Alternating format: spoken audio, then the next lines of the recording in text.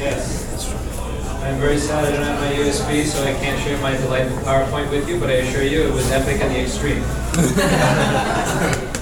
This is called Terry and the Terrific Trouser Snake. And then here's the thing, when I saw this picture, I don't know, I see a guy with a sandwich penis, and all I can think of is limericks. So that's what you're going to get tonight. Freud once said that sometimes a stogie is just a stogie. But I knew a man whose crotch area smelled of bulgogi. He reached for his schlong and something went wrong, for his prick was a 7-foot hoagie. Terry was a small boy who unluckily had a penis that might have made other lads glad, though they never understood sesame seed morning wood, or the time he once passed the mayo to his dad.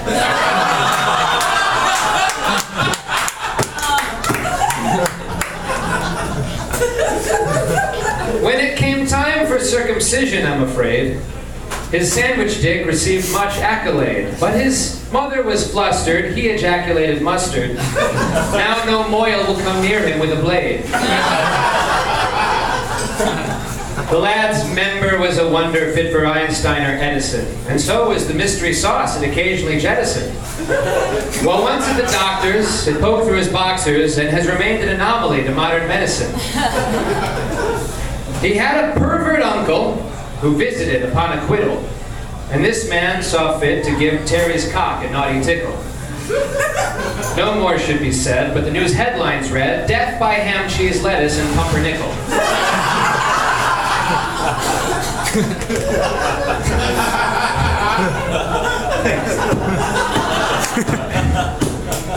Now you might wonder about sandwich sexualization.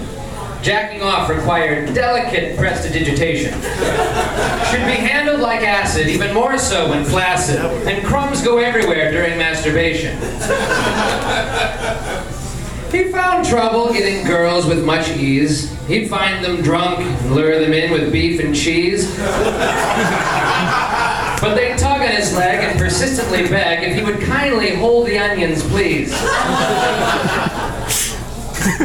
For hygiene tips, Terry sought an adviser. He found a butcher who couldn't have been nicer.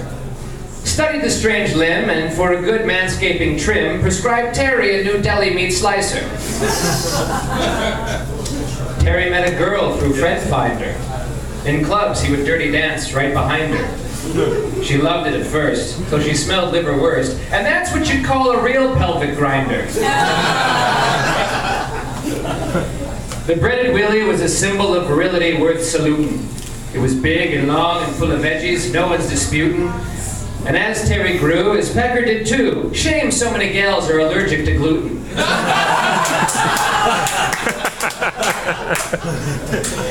Terry moonlit as a spy with a libido. He was just like James Bond in a rented tuxedo. With espionage mania, he sunk the Lusitania. His underwear snake was the torpedo. Terry briefly became a spiritual swami, whose wise words hit one like a mayonnaise tsunami. To find true happiness or cure a sick pancreas, he'd say, one must first locate the salami. Terry went to the park for a late luncheon, where a hobo eyed his cock for the munchin'. With the skill of a ronin, his wang swiftly owned him, and that's why some called it a beef truncheon. Returning hungry from Bangladesh, Jared succumbed to sins of the flesh. Subway was closed, and Terry exposed. 'Tis needless to say, Jared ate fresh. Jared gobbled that sandwich up quick, and when he was full, slept like a brick. Eaten to the sack, it never grew back. In any case, it was a hell of a dick. After emasculation, things got rocky. Terry lost his hair and even grew stocky. He realigned his chi, and he managed to pee, but no more vinaigrette bukkake. Terry and the Terrific Trouser Snake.